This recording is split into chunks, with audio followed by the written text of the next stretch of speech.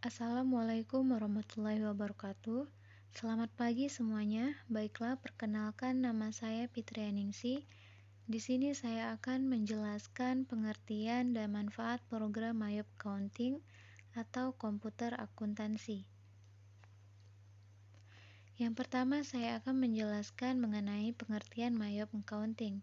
Pengertian Mayop Accounting adalah suatu aplikasi pengolahan data akuntansi terpadu, sehingga dapat menghasilkan laporan keuangan secara cepat, mudah, dan akurat, atau juga dapat disebut dengan mengelola transaksi keuangan kita sendiri. Jadi kesimpulan pengertian Mayop Accounting ini adalah kita dapat dengan cepat, mudah, dan akurat mengelola laporan keuangan milik perusahaan kita sendiri. Selanjutnya, manfaat Mayop Accounting. Manfaat Mayop adalah membantu pekerjaan akuntansi menggunakan komputer. Program Mayop merupakan salah satu dari ratusan program aplikasi komputer yang dibuat untuk membantu pekerjaan akuntansi setiap periode. Di sini saya akan melihatkan tampilan program Mayop di monitor perusahaan yang menggunakan program Mayop. Ini adalah tampilan awal atau tampilan depan program Mayop yang ada di dalam monitor. Selanjutnya, jenis-jenis akun. Ini adalah jenis-jenis akun atau beberapa akun yang ada di dalam Mayop. Yang pertama ada aset, yang kedua liability atau kewajiban, yang ketiga equity atau ekuitas, yang keempat income atau pendapatan, yang kelima cost of sales atau biaya penjualan, yang keenam expense atau biaya, yang ketujuh other income atau penghasilan lain, yang kedelapan other expense atau biaya lainnya. Selanjutnya saya akan menjelaskan mengenai jenis-jenis akun tersebut. Yang pertama ada aset. Aset berupa uang tunai, barang dagangan, tanah, bangunan atau gedung, dan peralatan. Pengertian aset itu sendiri adalah sebagai sumber daya yang dimiliki perusahaan yang mempunyai nilai bagi perusahaan serta memiliki manfaat ekonomis yang akan diterima di masa yang akan datang. Selanjutnya, liability atau kewajiban. Kewajiban ada dua jenis, yaitu kewajiban lancar dan kewajiban jangka panjang. Pengertian kewajiban itu adalah jumlah terutang oleh bisnis pada periode tertentu atau dinyatakan sebagai utang dalam pencatatan akuntansi.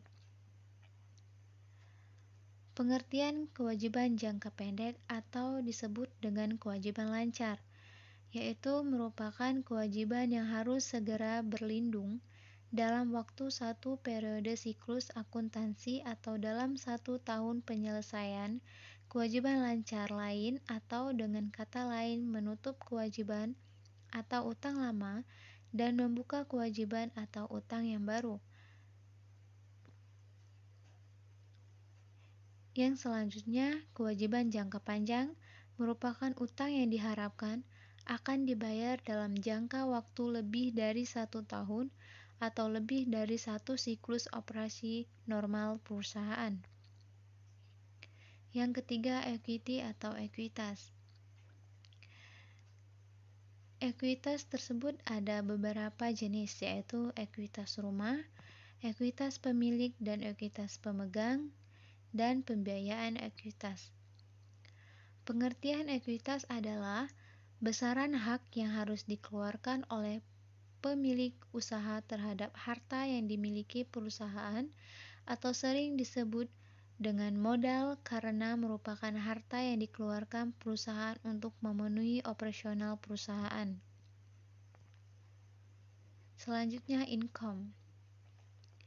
Income atau pendapatan suatu usaha adalah laba bersih.